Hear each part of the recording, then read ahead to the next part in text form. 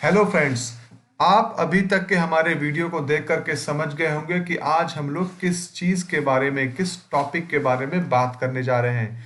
हम आज बात करने जा रहे हैं अर्थक्वेक के बारे में, जिसे कि हम लोग हिंदी में भूकंप भी कहते हैं, भूकंप या फिर भूडोल। दोस्तों, भूकंप आता है धरती की कांपने की वजह से या धरती की हिलने की वजह से।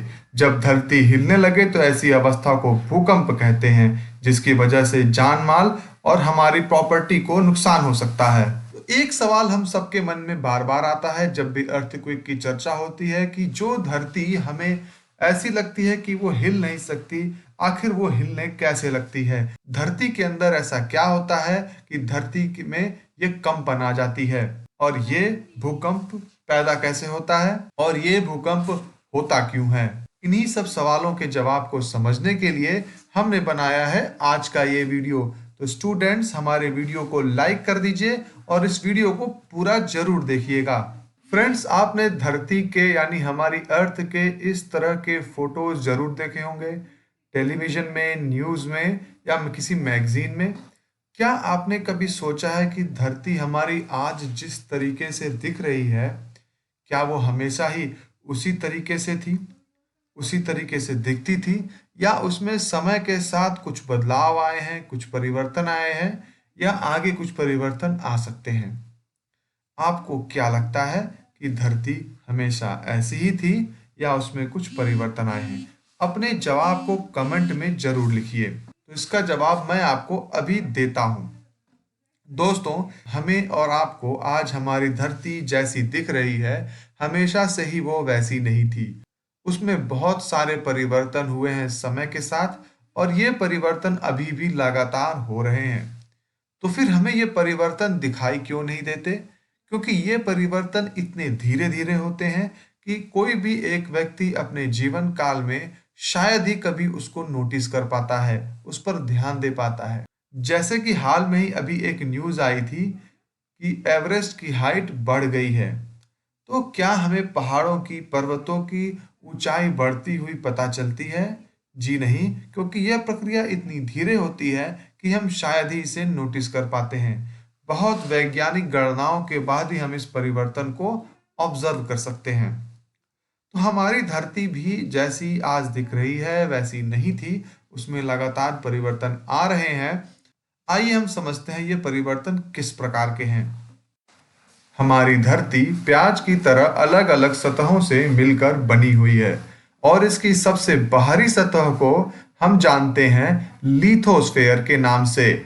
बाहरी सतह लिथोस्फेयर एक पूरी कवर नहीं है, बल्कि एक फुटबॉल की तरह से अलग अलग टुकड़ों से मिलकर बनी हुई है, और हर टुकड़े को बोलते हैं टेक्टोनिक प्लेट्स। ये टेक्टोनिक प्लेट्स एस्थीनोस्फेयर नाम की लिक्विड के ऊपर तैरते हैं, और ये आपस में एक जिगसॉ पजल की तरह से फिट हो जाते हैं, और इस प्रकार से पूरी धरती को कवर कर लेते हैं।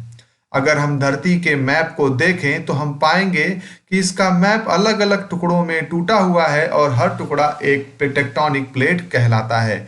इन्हीं टेक्टोनिक प्लेट्स के कारण पर्वतों, खाइयों, समुद्रों, ज्वालामुखी और ऐसी अनगिनत घटनाओं का जन्म होता है। जहां प्लेट आपस में मिलते हैं उन्हें प्लेट बाउंड्रियां कहते हैं। यह मुख्यतः तीन तरह की होती है। पहली डाइवर्जेंट प्लेट बाउंड्री, जब दो प्लेट्स एक दूसरे से दूर जाती हैं। ऐसी प्लेट बाउंड्रियों के कारण खाइयों का जन्म होता है। उदाहरण के लिए हम लोग देख सकते हैं अफ्रीका की ग्रेट रिफ्ट वैली, जिसमें कि दो प्लेट बाउंड्रियां एक दूसरे से दूर जा रही हैं। दूर जाते हुए ये ऐसी खाई को जन्म देंगी जो एक दिन पानी से भरकर समुद्र बन जाएगा, और एक नए महाद्वीप का जन्म होगा। दूसरी प्रकार की बाउंड्रियां कहलाती हैं ट्रांसफॉर्म बाउंड्री, यानी कि जब दो प्लेट्स एक दूसरे से घर्षण करते हुए समतल आगे बढ़ते हैं। उदाहरण के लिए हम लोग अमेरिका की सैन एंड्रियास फॉल्ट को देख सकते हैं। ये ट्रांसफॉर्म बाउंड्री है। तीसरी तरह की बाउंड्री है कन्वर्जेंट बाउंड्री, यानी जब दो बाउंड्रियां एक दूसरे के करीब आने की कोशिश करती हैं। ऐसी बाउंड्रियां जन्म देती हैं ऊंचे ऊंचे पर्वतों को, जैसे हिमालय, एंडीज एंड रॉकीज। दोस्तों, अभी तक आपने समझा कि अर्थक्वेक क्या होता है, यह कैसे जन्म लेता है, टेक्टोनिक प्लेट्स क्या होते हैं, टेक्टोनिक प्लेट्स की बाउंड्रियां कितने प्रकार की होती है। आइए अब हम समझते हैं कि अर्थक्वेक आता है तो हमें क्या सावधानियां बरतनी चाहिए। आपको ये ध्यान रखना चाहिए कि अर्थक्वेक की पूर्व सूचना करना बहुत ही मुश्किल है, इसलिए हमें इसकी सावधानियों को जानना होगा।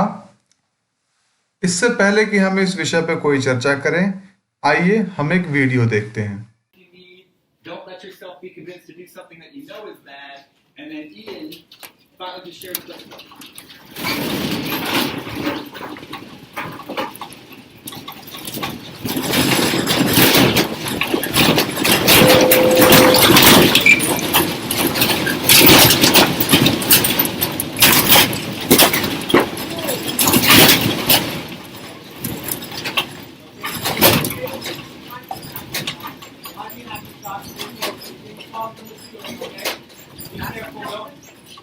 cover your mouth with your shirt.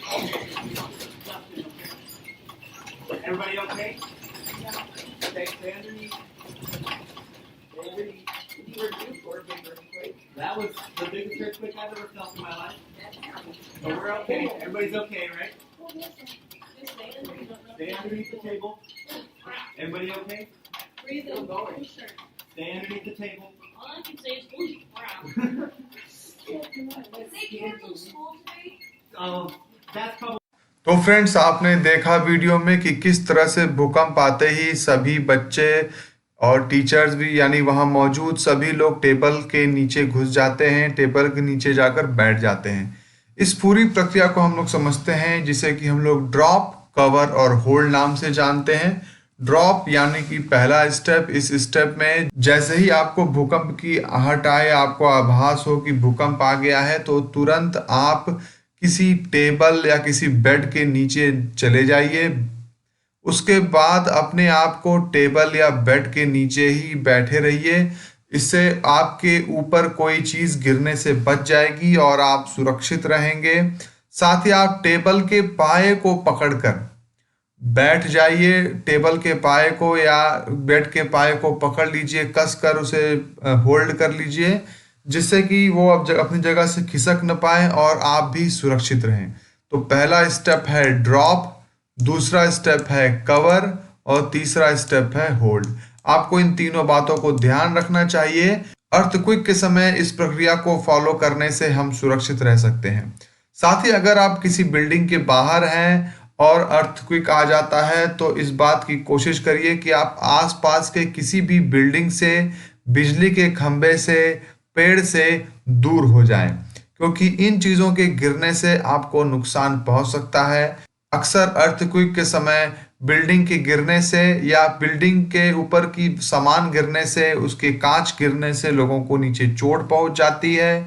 इसलिए आप कोशिश करिए कि भूकंप के समय जितने खुले एरिया में जा सकते हैं, उतना आपके लिए सुरक्षित होगा। दोस्तों, उम्मीद करता हूं कि आपको अर्थक्वेक समझ आया होगा, उसके कारण समझ आए होंगे। साथ ही यह भी समझ आया होगा कि अर्थक्वेक के समय आपको क्या सावधानियां बरतनी चाहिए। अगर वीडियो पसंद आया हो तो इसे लाइक करिए और चैनल को सब्सक्राइब करिए। Thank you friends.